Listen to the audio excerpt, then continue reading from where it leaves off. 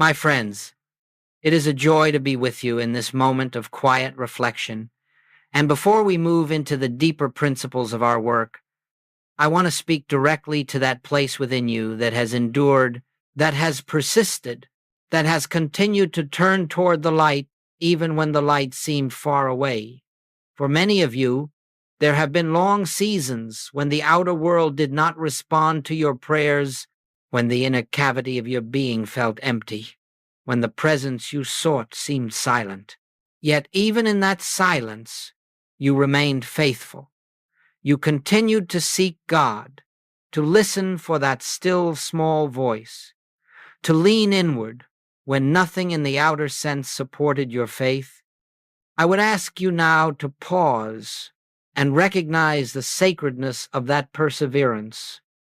For the truth is this: faithfulness in the dark is never wasted. What appears to be delay, what feels like abandonment, is often the very preparation of consciousness required for the experience of grace. We might imagine that God rewards us for holding on.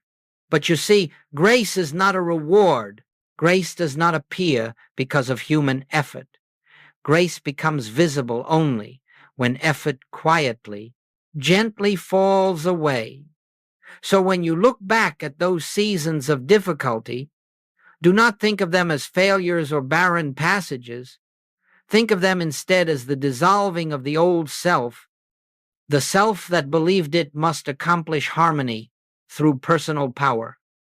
In those hours when your prayers seemed unanswered, something profound was taking place.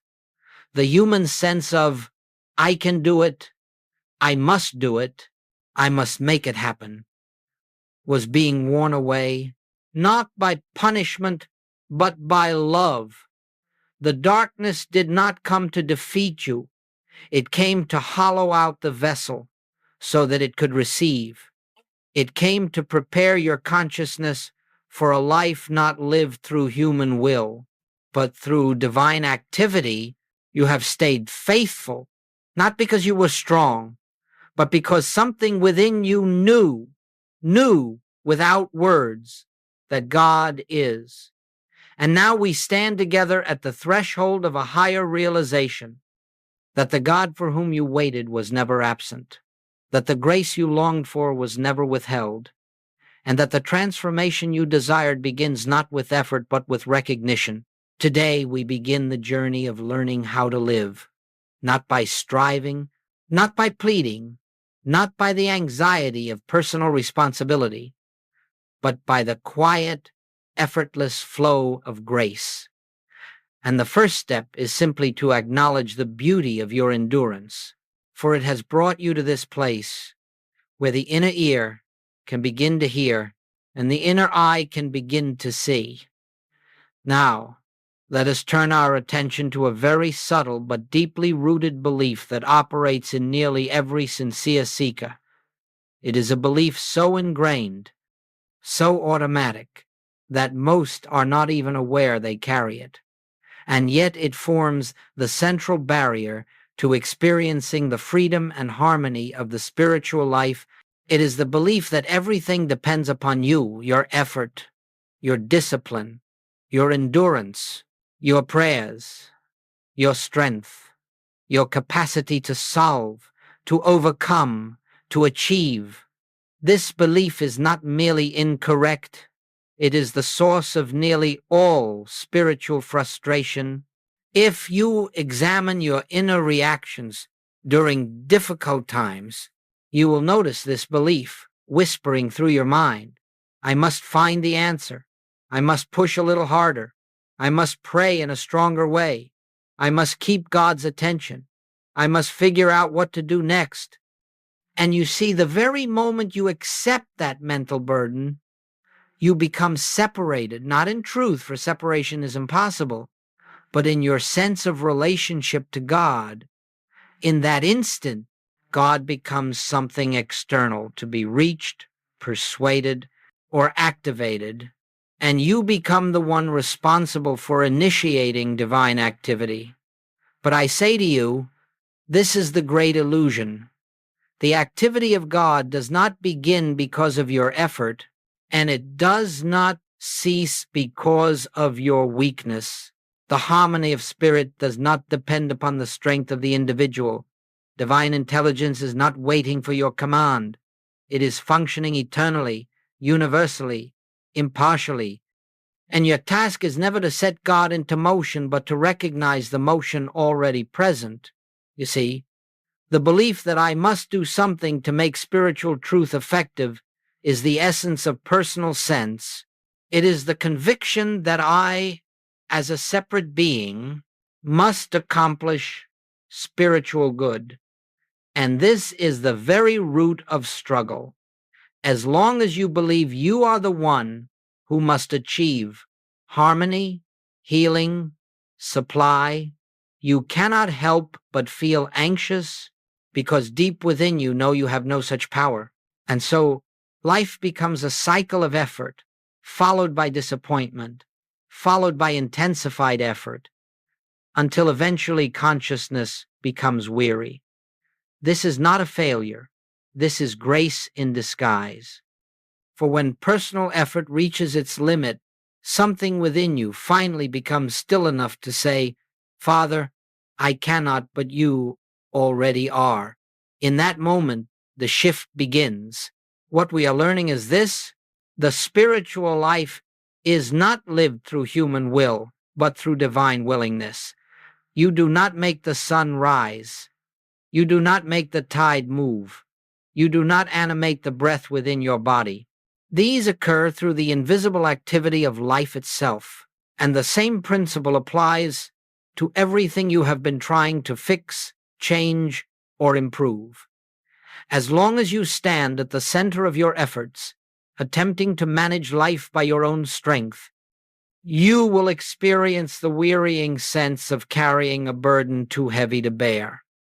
But when you begin to release that belief, when you begin to recognize that harmony is not created but revealed, not produced but perceived, then you step out of the way and allow the divine presence to perform its own work in you, through you, and as you. Let us then begin gently to question every inner impulse that says, "I must." Let us begin to watch the subtle ways in which the mind tries to take responsibility for life. And let us learn to replace that burden with a simple recognition: God is the life of my being. God is the activity of my experience. God is the source, the substance, and the law of all good. And I need only witness the unfoldment of that which already is. As we go deeper into this work, let us turn our attention to one of the most misunderstood principles of the spiritual life, the law of grace. I ask you to listen not with the mind that seeks to analyze or compare, but with that inner stillness which alone can receive the truth of spirit. For grace is not a concept to be understood intellectually. It is a living reality that dawns upon consciousness when the personal self recedes. Now, many have been taught implicitly or explicitly that grace is something bestowed by God in response to human behavior, that God rewards the faithful, the obedient, the devout, that grace is some kind of divine compensation for righteous living. But my friends, that is merely a continuation of the human sense of separation, believing that God is far off, observing our conduct, and intervening based on our merit. Grace is not a reward. Grace is not something earned. Grace is not selective. Grace does not come to some and not to others. Grace is the natural activity of the divine presence, always present, always functioning, always complete, waiting only for our recognition.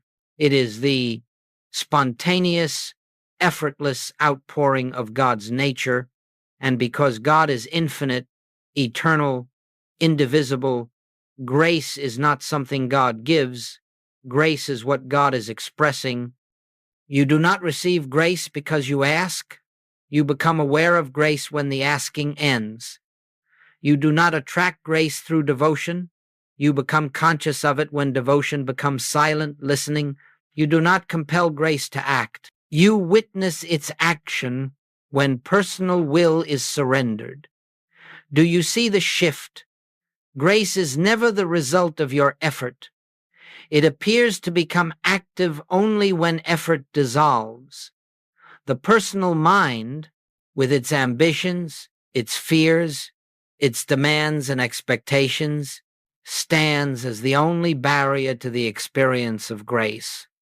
Not because grace is absent, but because grace cannot be perceived through the lens of striving. Imagine sunlight pouring through a window. The light does not begin when you open the curtain. It was shining long before. Your act merely allows you to see what has always been present.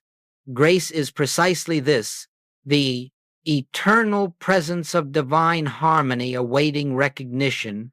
When the curtain of personal sense, fear, effort, planning, control is drawn aside, grace floods consciousness with its natural radiance.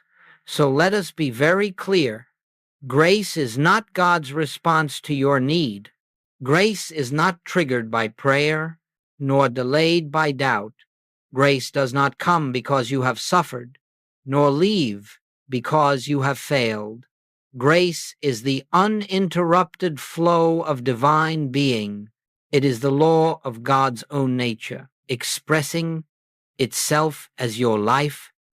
And this is why a moment of stillness, true stillness, where the anxious striving of the mind subsides, can do more than years of human effort.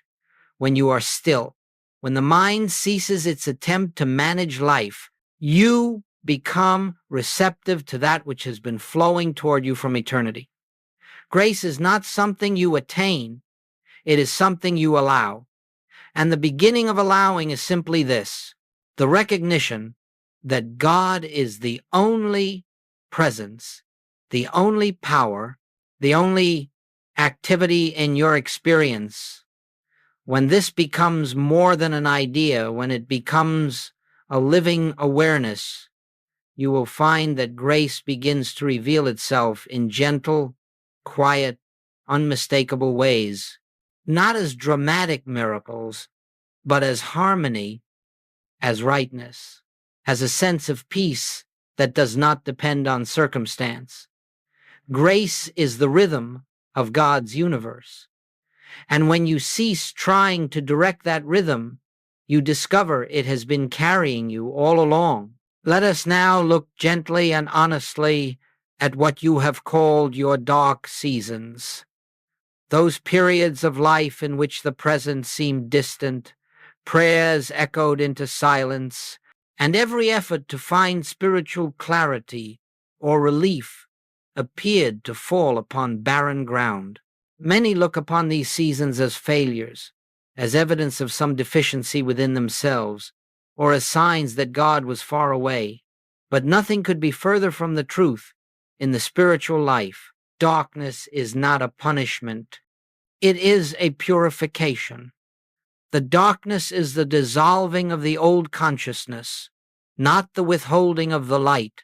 And it is precisely in these seasons that something sacred is taking place beneath the surface of your awareness. You see, the human mind clings desperately to a sense of personal power, its ability to think, to plan, to fix, to create solutions, to manage outcomes. Even the most devout seeker often carries this hidden conviction: if I can pray correctly, if I can meditate deeply enough, if I can maintain the right attitude, then I will bring forth harmony.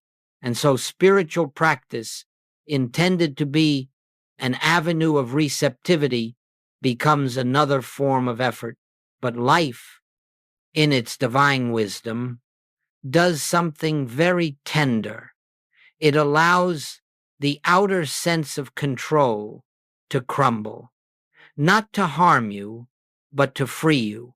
Not to cause despair, but to soften the rigid structure of personal sense For as long as you believe that you must accomplish spiritual good, grace cannot be recognized. As long as you stand at the center of your universe, directing your own healing, your own supply, your own destiny, you cannot perceive the invisible activity of God. So the darkness comes not as an enemy, but as a teacher, and it gently removes every illusion you have relied upon. The feeling of abandonment you experienced was not the absence of God, but the absence of your former sense of self.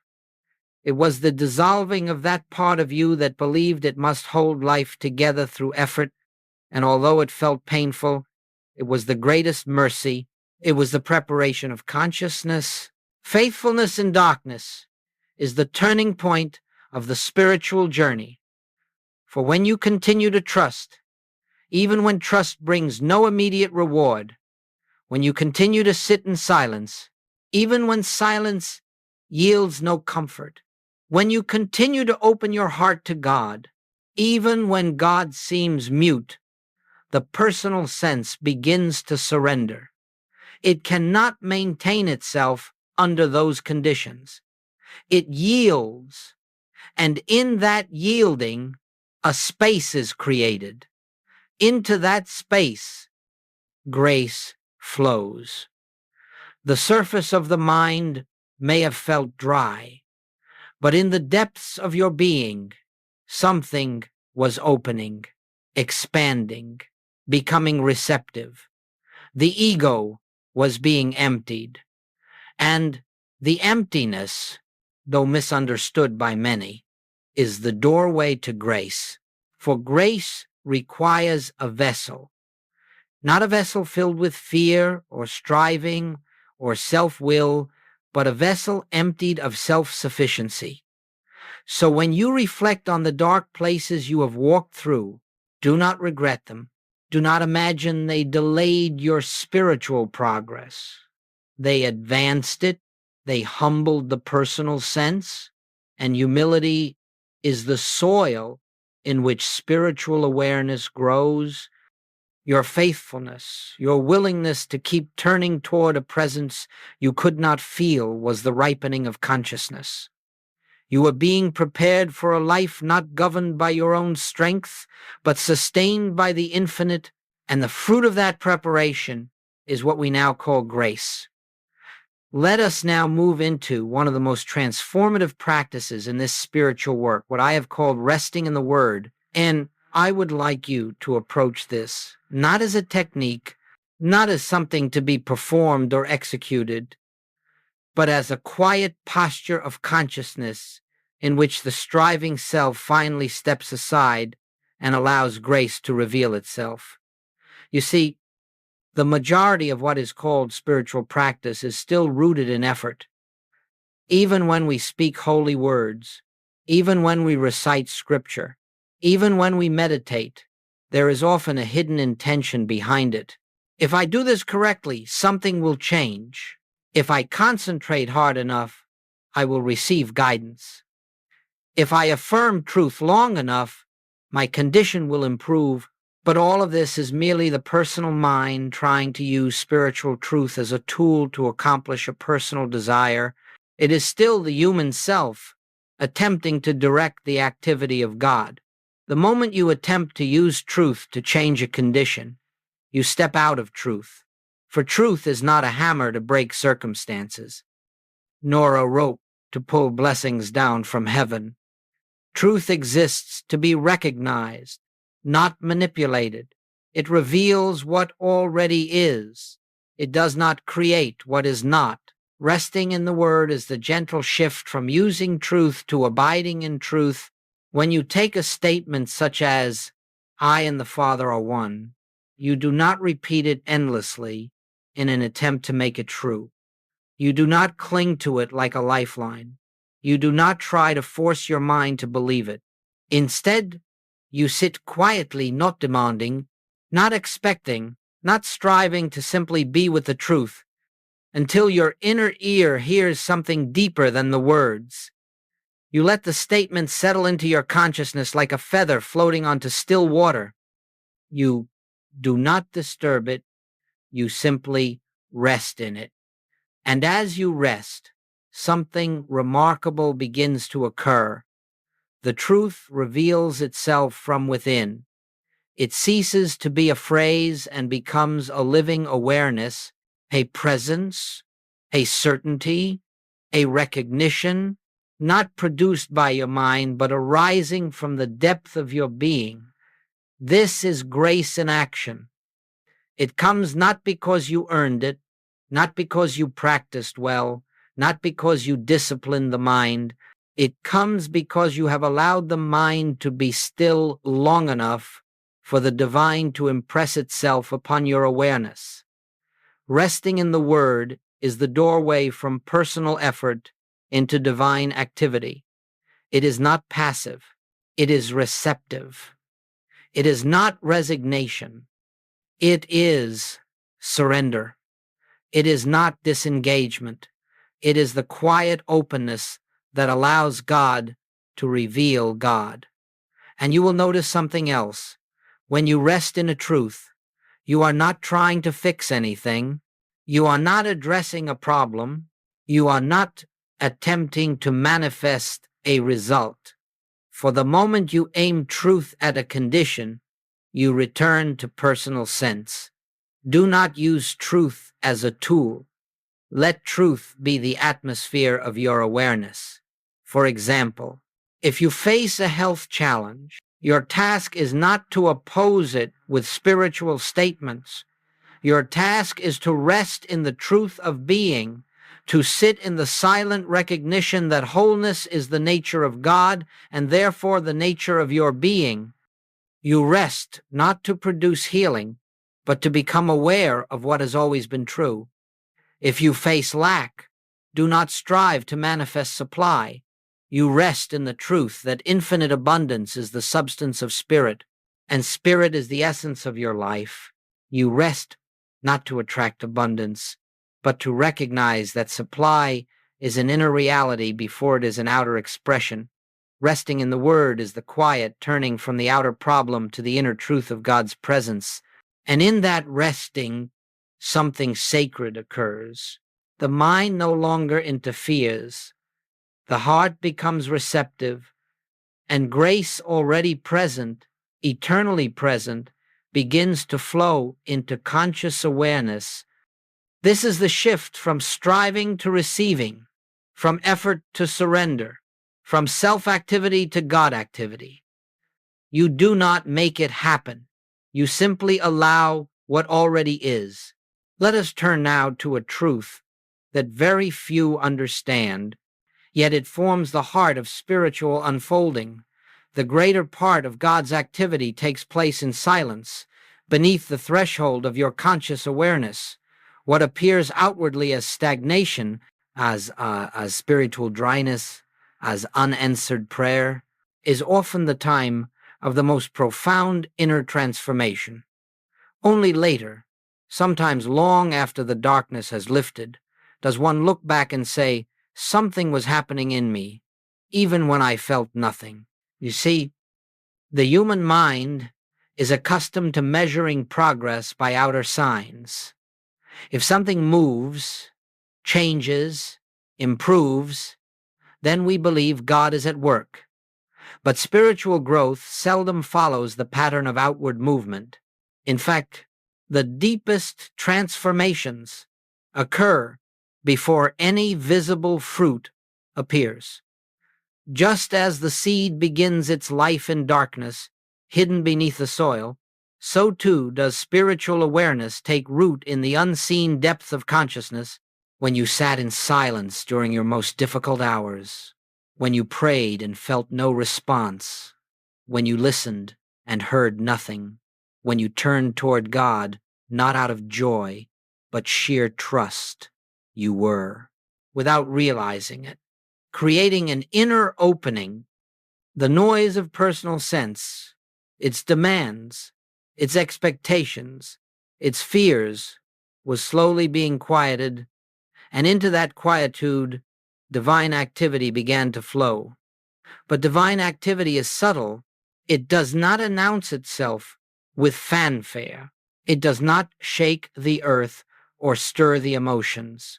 It moves quietly, gently, like the tide that withdraws long before the next great wave appears on the shore during your season of silence. False beliefs were being dissolved. The sense of separation was being weakened. The reliance on personal will was being eroded. The ego was loosening its grip. The inner vessel was being emptied so that it could be filled. All of this happened without drama, without external signs, without sensation. This is why so many mistake silence for absence. They think nothing is happening because they cannot feel the divine. But the presence is not always felt. It is often revealed later, after the work is complete. You must understand this. The absence of spiritual feeling does not mean the absence of God. In fact, some of the most sacred work the Spirit ever performs occurs when the personal self feels nothing at all. Think of it this way. If your mind were constantly filled with spiritual comfort or emotional upliftment, the ego would cling to the experience and attempt to reproduce it. The human self would mistake the feeling for God. And so, to protect you from this illusion, the Spirit often works in a way that bypasses sensation entirely. This is why your season of silence was not a spiritual desert. It was a spiritual womb. The new consciousness was forming. The inner structure of your being was being rearranged. Your capacity for grace was expanding. You were being prepared not for a dramatic experience, but for a deeper awareness of God's eternal presence. And now, as you stand here with a heart softened by struggle and a mind made humble by unanswered questions, you are ready to witness what was taking shape all along. You are ready to see that you were not waiting for God. God was preparing you for recognition. God was working in the unseen places of your being, shaping you into a vessel through which grace may flow effortlessly. So let us release any regret for the silent years. Let us bless the darkness that purified us. Let us bless the stillness that emptied us. For without those hidden workings, the consciousness required for grace could not have awakened. You were never alone. You were never forgotten. You were being transformed. As we come to this next phase of our unfolding, let us consider what it means to live by grace, not merely to experience moments of grace, not merely to glimpse its activity in prayer or meditation, but to enter into a state of consciousness where grace becomes the governing principle of daily life. For the spiritual life is not fulfilled on the meditation mat alone, it is fulfilled in the ordinariness of each day, in the passing moments, in the simple activities through which God expresses as your being. Now, you may ask, how does one live by grace? What does it look like? And the answer is both beautifully simple and profoundly transformative. To live by grace is to live from the awareness that God is the only presence and the only power operating as your life. It is to relinquish the belief that you must direct, control, or secure your experience. It is to allow the divine intelligence that governs the universe to govern you. You see, when the personal sense is dominant, life becomes a constant calculation. Every choice is weighed through fear. Every step is taken with tension. The mind tries to plan the future, defend the present, or correct the past. But grace requires none of this, because grace is God in action, and God does not need your permission, your willpower, or your strategies to unfold harmony. Living by grace begins with cultivating a new inner posture, a posture of listening. Not listening for messages, not listening for voices, not listening for emotional guidance, but listening with a quiet expectancy, knowing that divine wisdom is the very fabric of your being, and that its impulse will reveal itself exactly when it is needed. When you face a decision, pause, be still. Do not think your way into an answer. Do not analyze. Do not calculate pros and cons. Turn inward and wait. It may be a few seconds, it may be minutes, but at some point a gentle sense of rightness will arise. Not a thought, not an argument, but a quiet inner knowing. This is grace revealing the next step not as a command, but as an unfoldment. When you live by grace, your actions cease to be reactions. They become expressions. You find that you are not struggling to make life conform to your desires. Rather, life begins shaping itself around the divine rhythm that is moving through you. You discover that there is a flow, subtle yet unmistakable, that carries you. Doors open without your forcing. Opportunities arise without your seeking. Needs are met before they are spoken. And what once felt burdensome becomes effortless. This does not mean that challenges disappear, but the nature of challenge changes. Instead of approaching difficulties with fear, you approach them with an inner assurance that the divine activity is already present within the situation. You no longer say, "How will I fix this?" but, "Father, what is the truth here?" And in the silence that follows, you become aware that the truth is already functioning. Living by grace also means you cease trying to manipulate outcomes. You stop praying for specific forms of supply, healing, or relationship. You stop dictating to God how harmony must appear. Instead, you rest in the awareness that divine intelligence knows the form before you know the need. You trust the invisible more than the visible. When you live by grace, relationships become gentler because you no longer ask others to fulfill your needs. Work becomes more peaceful because you recognize that the activity of your hands and mind is the activity of God expressing itself. Finances become less frightening because you begin to understand that supply is not dependent on outer channels. It flows from an infinite source. You begin to walk through life with a quiet confidence, not the confidence of personal ability, but the confidence of divine sufficiency. You wake each morning not wondering what the day will bring, but opening yourself to the unfolding of God's plan for that day. You move from fear to trust, from effort to receptivity, from human responsibility to spiritual responsiveness. This is what it means to live by grace, to let the divine live your life for you, as you, through you, to become a transparency for the activity of God, to step aside and let the infinite reveal itself in and through your ordinary moments.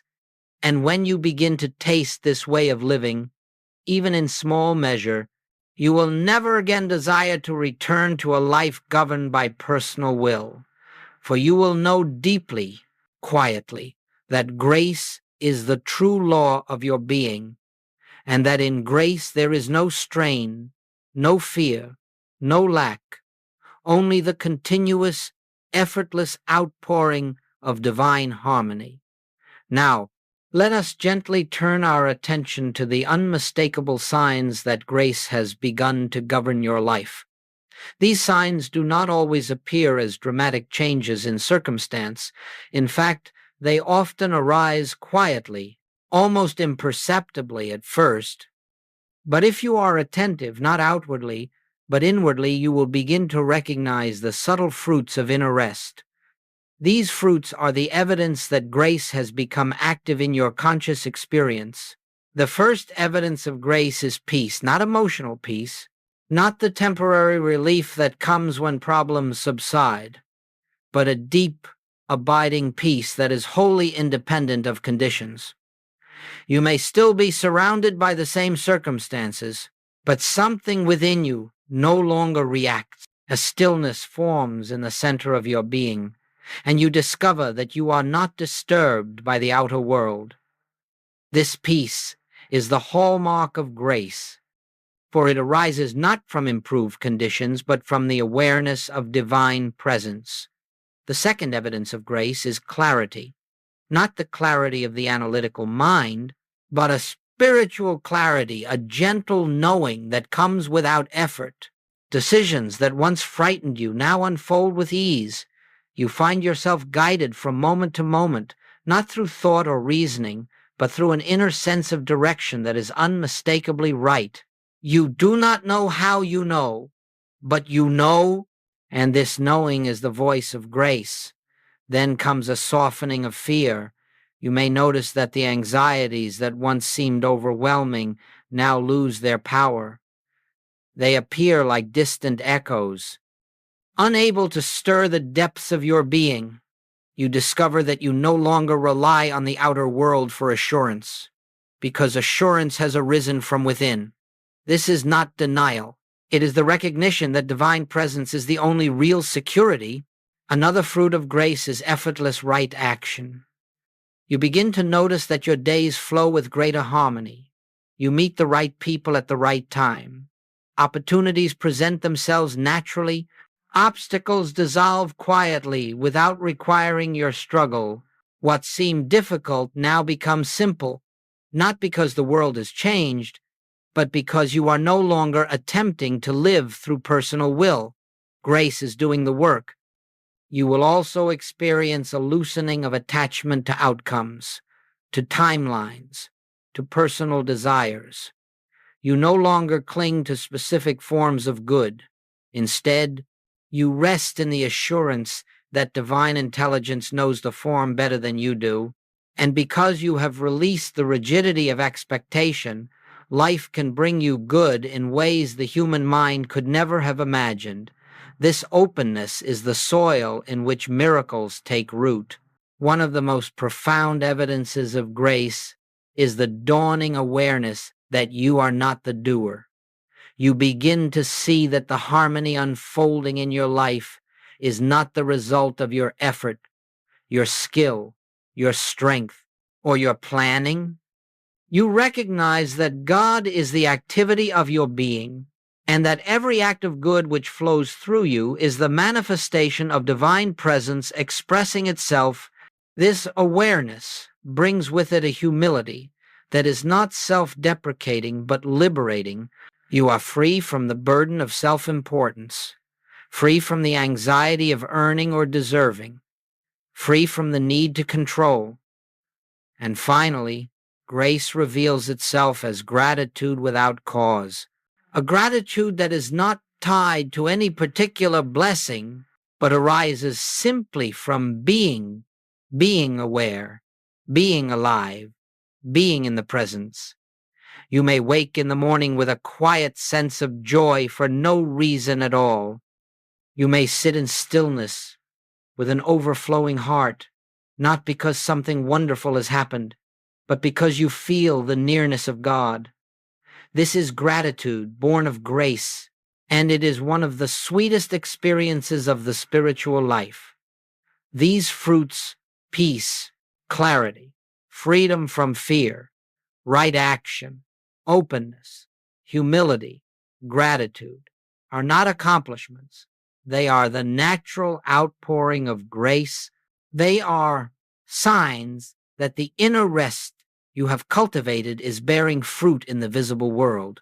And as these fruits ripen, you will find yourself living in a new atmosphere, an atmosphere not of striving but of trust, not of anxiety but of assurance, not of separation but of oneness.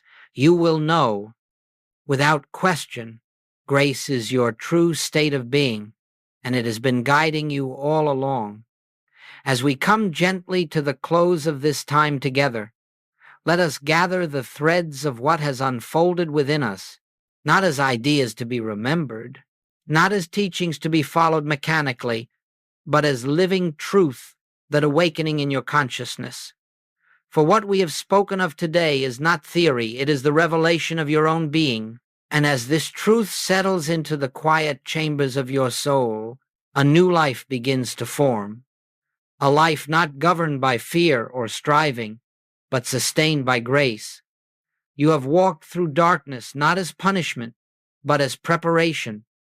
You have endured silence, not because God withheld himself, but because God was reshaping your inner awareness. And through it all, even when you felt alone, you remained faithful.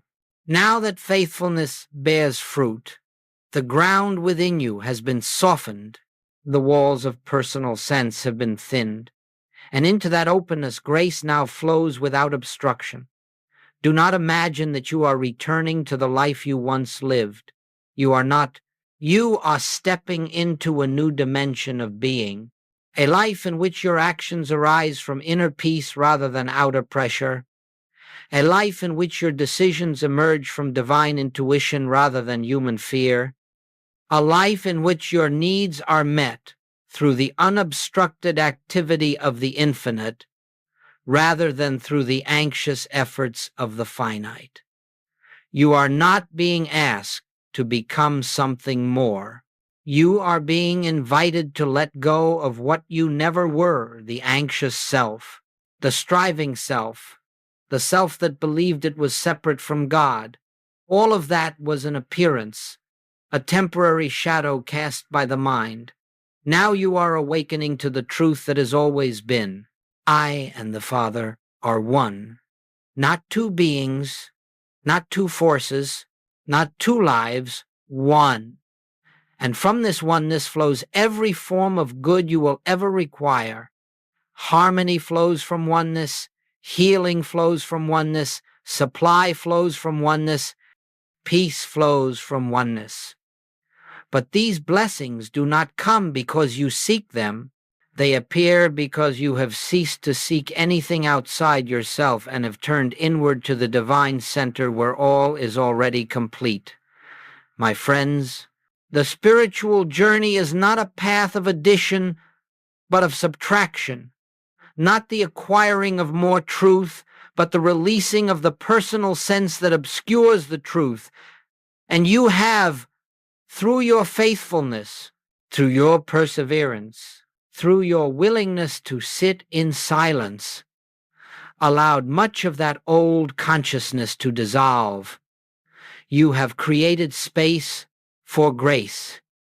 So now, as you step forward from this moment, do so gently with the quiet assurance that you are not walking alone. The presence that sustained you in darkness now walks with you in light. The grace that worked unseen will now begin to reveal its activity openly, and the life you once struggled to build by human means will unfold naturally through divine means. Let your heart rest in the certainty that all is well, not because the world outside has changed, but because something within you has awakened. Carry with you the awareness that God is not a distant power, but the very life that animates you. And remember always that where your effort ends, the activity of God becomes visible. You are stepping into a new rhythm now, a rhythm of ease, of peace, of inner assurance, a rhythm in which you do not strive, but allow, you do not cling, but release, you do not fear, but trust, a rhythm in which grace becomes the melody of your daily life. Go forward, then, not with effort, but with recognition, not with striving, but with surrender, not with fear, but with the quiet knowing that the grace you sought has always been the grace that carried you. This is your new beginning. This is your new life. This is the effortless light that follows faithfulness in the dark.